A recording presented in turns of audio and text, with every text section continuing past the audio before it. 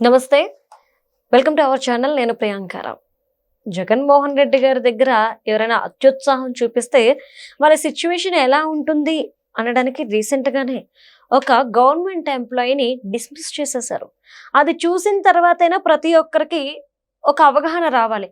మనం మన హద్దులు మీరితే ఏం జరుగుద్దిరా బాబు అంటే నిదర్శనంగా ఆల్రెడీ ప్రభుత్వం చేసి చూపిస్తుంది అని. కాబట్టి కానీ మనం అవేం పట్టించుకోలేదు. జగన్మోహన్ రెడ్డి గారికి సేవ చేయడంలో మరి ఎందుకు అంత అత్యుత్సాహం చూపించారో ఏమో తెలీదు గానీ వితౌట్ పర్మిషన్స్ ఆయనకి శేష వస్త్రాన్ని ఇవ్వడం, ఆ తర్వాత కోదండరాముని తలంబరాలు ఇవ్వడం జరిగింది. మరి ఇప్పుడు టీటీడీ వీళ్ళిద్దరిని కూడా ఎవరైతే ఇద్దరు అర్చకులు ఉన్నారో వాళ్ళిద్దరి మీద కూడా చర్యలు తీసుకుంటూ షోకాజ్ నోటీసులు ఇచ్చారు. వివరణ కోరుతున్నారు. మరి ఇది ఆ బ్రాహ్మణుల అత్యుత్సాహమా? లేదు అంటే దీని వెనుక జగన్మోహన్ రెడ్డి గారి ప్రమేయం ఉంది. అంటే ఒత్తిడి చేయడం వల్లే పాపం తప్పని పరిస్థితుల్లో వీళ్ళు ఇలా చేశారా? ఎందుకు అంటే ఏదైనా జరుగుండొచ్చు కాబట్టి. అటువైపు ఉన్నది జగన్మోహన్ రెడ్డి గారు. సో దీని మీద డిస్కస్ చేద్దాం. మనతో పాటు టీడీపీ స్పోక్స్ పర్సన్ సూర్యదేవరలత గారు ఉన్నారు. ఆవిడతో మాట్లాడదాం. నమస్కారం మ్యామ్. నమస్తే. మ్యామ్ అంటే ఆల్రెడీ టీటీడీలో కొన్ని నియమాలు ఉంటాయి. ఎంత సీఎం అయినా సరే పాటించాల్సిందే చచ్చినట్టు. కానీ ఈరోజు ఈ ఇద్దరు అర్చకులు చేసిన పనికి అనవసరంగా వాళ్ళ లైఫ్‌నే రిస్క్‌లో పడేసుకున్నారు. అసలు ఏం జరిగింది? ఒంటిమిట్ట ఆలయం అనేది చాలా ప్రసిద్ధి చెందిన టెంపుల్. ఏంటంటే ఎప్పుడు అంటే గతంలో ఇక్కడ భద్రాచలం కన్నా ముందు ఆ టెంపుల్ కట్టారనేది మనకు పురాణాల ప్రకారం అయితే అంత పాత టెంపుల్ మనకు అక్కడ ఆంధ్రప్రదేశ్‌లో ఉండటం అనేది అంటే చరిత్ర చూస్తేనండి అక్కడ అంటే ఫస్ట్ ఎప్పుడైతే వనవాసం స్టార్ట్ అయిందో రాములు వారి వనవాసం స్టార్ట్ అయిన తర్వాత అక్కడికి వచ్చి ఆయన అంటే ఆంజనేయ స్వామిని కలవక ముందు అక్కడికి వచ్చినట్టు ప్రతి టెంపుల్లోనూ ఆంజనేయ స్వామి ఉంటారు. ఆ టెంపుల్లో ఆంజనేయ స్వామి ఉండరు. అంటే బిఫోర్ ఆంజనేయ స్వామిని కలవక ముందు అక్కడ వచ్చారని ఒంటిమిట్టకి. అందుకని ఆ టెంపుల్ అలా ఉంటుంది. చాలా ప్రసిద్ధి చెందిన టెంపుల్, చాలా పెద్దది. సో మనం ఉమ్మడి స్టేట్గా ఉన్నప్పుడేమో మన భద్రాచలంలో రాముల వారి కళ్యాణం చేసేవాళ్ళం. సరే స్టేట్ విడిపోయినప్పుడు ఆంధ్రప్రదేశ్లోని టెంపుల్లో ఈ టెంపుల్ చాలా పురాతనమైన టెంపుల్ కాబట్టి ఇక్కడ కళ్యాణం చేసుకుంటే మంచిదని అప్పుడు ఆంధ్రప్రదేశ్ గవర్నమెంట్ ఇది సీఎంగా ఉన్న నారా చంద్రబాబు నాయుడు గారు తీసుకున్న డెసిషన్ అది. అంటే అంత పవిత్రమైన ప్లేస్ కాబట్టి అక్కడ కళ్యాణం చేయటం, రాముల వారి కళ్యాణం అవన్నీ కూడా చేశారు. అప్పటి నుంచే స్టార్ట్ అయింది అక్కడ రాముల వారి కళ్యాణం చేయటం అనేది. అంటే చాలా కొన్ని వేల మంది వచ్చి అక్కడ భక్తులందరూ రావటం, ఆ కళ్యాణాన్ని వీక్షించటం అవన్నీ ఏదైనా ప్రభుత్వం తరపున జరిగేవన్నీ కూడా అప్పుడు ఈ సీఎంల కాడ నుంచి ఇప్పటి వరకు స్టిల్ అదే కంటిన్యూ అవుతూనే ఉంది. అది అప్పుడు టీటీడీకి అది హ్యాండ్ ఓవర్ చేసుకుంది ఆ టెంపుల్. ఎందుకంటే చాలా పెద్ద టెంపుల్, దాన్ని బాగు చేయడానికి ఖర్చుతో కూడుకున్న ఇది.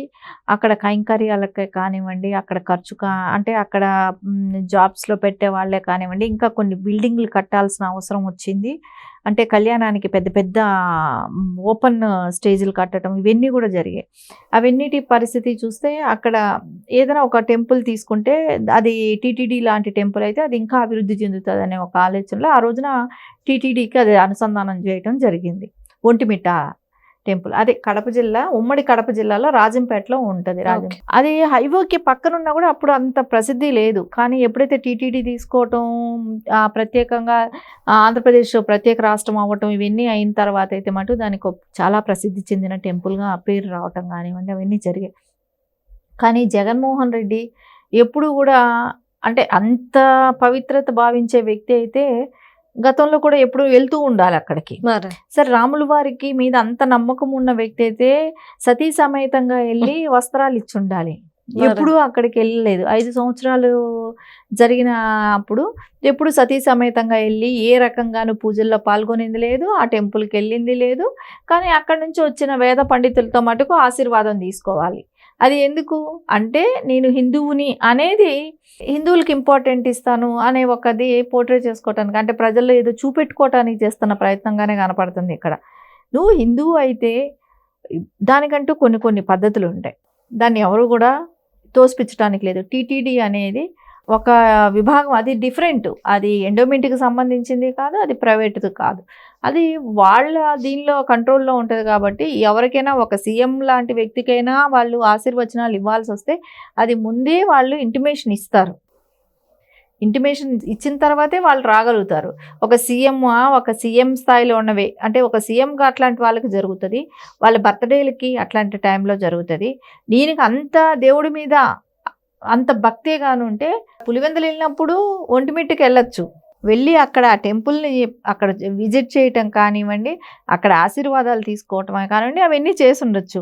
కానీ అవన్నీ అక్కడికి వెళ్ళి ఏమీ చేయలేదు. ఆయన ఇంటికి పిలిపించుకొని ఆశీర్వాదం తీసుకుంటే మటుకు అంటే మనం చూసాం గతంలో ఎంతమంది ఐఏఎస్ల కాడ నుంచి ఐపీఎస్ల దగ్గర నుంచి ఉద్యోగస్తుల దగ్గర నుంచి అందరూ జైలుకి వెళ్ళటం, సస్పెండ్ అవ్వటం అన్నీ ఇదే జరిగాయి. ఇప్పుడు ఆఖరికి బ్రాహ్మణుల వంతు కూడా అయింది. అంటే మేడం అట్లీస్ట్ ఆ అర్చకులకైనా తెలుస్తుంది కదా, ఒక వేదాశీర్వచనం అనేది గుడికి వచ్చి ఆ స్వామివారి సేవలో తరించిన వారికి కదా ఇది చెల్లేది. మరి ఇంటికి వెళ్ళి ఇవ్వడం అంటే ఇంటికి ఏ సందర్భంలో ఇస్తారు? శుభకార్యం ఏమైనా జరుగుతుందా? అసలు అది కూడా కాకుండా శ్రీరామనవమి అయిపోయింది ఎప్పుడు, లాస్ట్ మంత్ 29th. అప్పుడు వెళ్ళిపోతే ఇప్పుడు స్వామివారి అక్షంతలు ఆయన కోసం ప్రత్యేకంగా దాచిపెట్టి ఇప్పుడు తీసుకెళ్ళి ఇచ్చారా? అదే సామాన్య భక్తులకు అక్కడికి వెళ్తే ఇస్తారా? ఇవ్వరు కదా. అది కూడా ఆయనకు ఒక నమ్మకం లేని వ్యక్తికి ఇవ్వటం. ఇప్పుడు ఇవ్వచ్చు, మేబీ మాజీ సీఎం ఇవ్వచ్చు, ఆయన ఇంటికి వెళ్ళటమా, లేకుంటే ఆయన పిలిపించుకున్నప్పుడు ఏమైనా పర్మిషన్స్ తీసుకున్నారా, టీటీడీకి అక్కడికి వచ్చిన పురోహితులైనా వాళ్ళు చెప్పి వచ్చారా, పర్మిషన్ తీసుకొని వచ్చారా, ఇవన్నీ ఉంటుంది. అవేమీ జరగలేదు. వాళ్ళు రావటం కానివ్వండి, ఆయనకి వస్త్రాలు సమర్పించటం కానీ, శేషవస్త్రం సమర్పించటం కానివ్వండి, అక్షింతలు సమర్పించటం కానివ్వండి, గజమాలతో ఇక్కడికి వచ్చి స్వామివారికి వేసిన గజమాలు తీసుకొచ్చి ఆయనకి వేయటం కానివ్వండి, ఇవన్నీ చూస్తుంటే అంటే నమ్మకం లేని వ్యక్తికి ఏమో ఇలాంటి ట్రీట్మెంట్, నమ్ముకొని పోయే భక్తులకేమో అక్కడ వరకు వెళ్ళి వాళ్ళు క్యూల్లో నిలబడి ఇచ్చేసే భక్తులకేమో అక్కడ ట్రీట్మెంట్ ఎలా ఉంటుంది. సో ఇవన్నీ కూడా ఈ రోజున టీటీడీ క్వశ్చన్ చేస్తుంది, దానికి సమాధానం చెప్పాల్సిన అవసరం ఉంటుంది. సోకాజ్ నోటీస్ వచ్చింది, వాళ్ళు ఏ వివరణ ఇస్తారో చూడాలి. అది బలవంతంగా వెళ్ళారా అని అంటే వాళ్ళు కంప్లైంట్ ఇచ్చేసి ఉండొచ్చు, మమ్మల్ని ఇలా అడుగుతున్నారు, మేము వెళ్ళొచ్చా వెళ్ళకూడదు అనేది ఒక మాట అడుగుండాలి. వీళ్ళు పురోహితులు ఎవరు అడగలేదు, అడుగుంటే ఇంత ఇది వచ్చేది కాదు. సో ఒకవేళ వాళ్ళు చెప్పి వాళ్ళు పర్మిషన్ ఇచ్చుంటే వెళ్ళుంటే ఇంత ప్రాబ్లం కూడా అయ్యేది కాదు. అది ఆయన ముందే ఇంటిమేషన్, ఈయన కూడా పర్మిషన్ తీసుకొని ఉండాల్సింది. జగన్మోహన్ రెడ్డి గారైనా కూడా వాళ్ళు ఇంతమంది పురోహితులు వచ్చి ఇంటి దగ్గర ఆశీర్వాదాలు చేయించుకోవటానికి ఆయనకి అంత నమ్మకం ఉన్నట్టుండి ఎందుకు వచ్చిందో. అంటే నేను హిందువుని అని పోర్ట్రేట్ చేసుకోవటానికి అంత ఉన్నట్టుండి అంత దేవుడి మీద భక్తి ఎలా వచ్చిందో తెలియట్లేదు. సో ఇవన్నీ అయితే ఇప్పుడు ఇచ్చిన షోకాజ్ నోటీస్కి పురోహితులు ఏం చెప్తారో చూడాలి. Thank you so much. నమస్తే.